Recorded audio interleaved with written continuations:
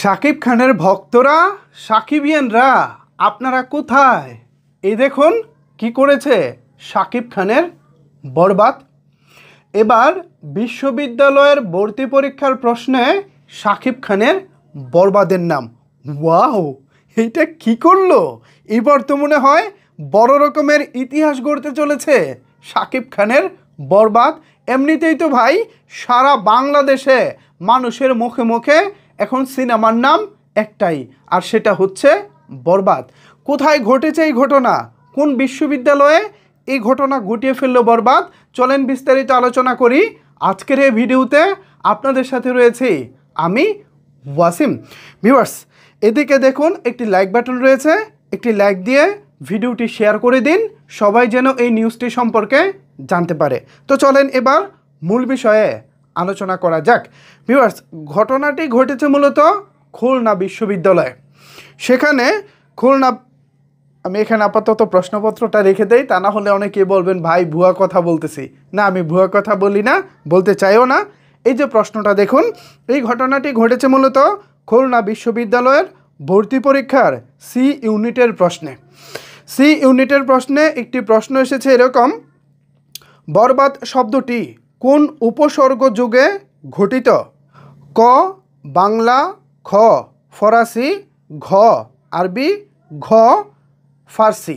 এখন আপনারা এই প্রশ্নের উত্তরটি যদি জানেন বা আপনাদের যদি এই প্রশ্নের উত্তরটা জানা থাকে তাহলে নিচের কমেন্ট বক্সে জানিয়ে ফেলুন। আমি আবারও প্রশ্নটি বলতেছি, বরবাদ শব্দটি কোন উপসর্গ যুগে ঘটিত? ক বাংলা, খ ফরাসি, ঘ আরবি, ঘ ফার্সি। কোন শব্দ দিয়ে মূলত বরবাদ এই শব্দটি মানে ঘটিত সোজা বাংলায়?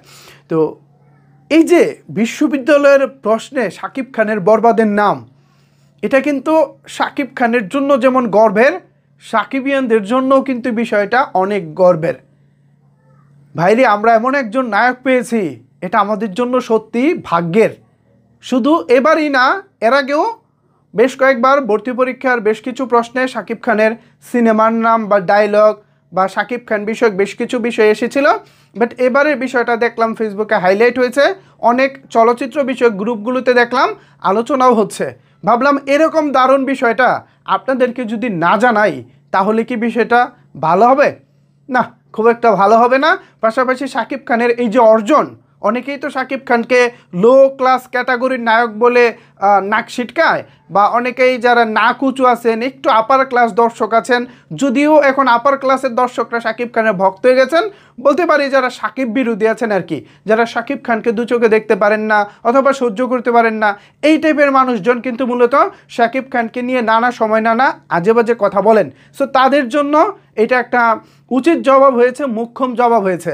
খুলনা বিশ্ববিদ্যালয়ের মতো জনপ্রিয় বিদ্যাপীঠে শাকিব খানের বরবাদ নাম নিয়ে প্রশ্ন আসাটা, এটা সত্যি আমাদের জন্য অনেক গর্বের এবং ভালো লাগার। সো ভিউয়ার্স, এই বিষয়ে যদি আপনাদের কোনো কিছু বলার থাকে তাহলে অবশ্যই সেটি নিচের কমেন্ট বক্সে জানাতে পারেন। ধন্যবাদ সবাইকে এতক্ষণ আমার সাথে থাকার জন্য।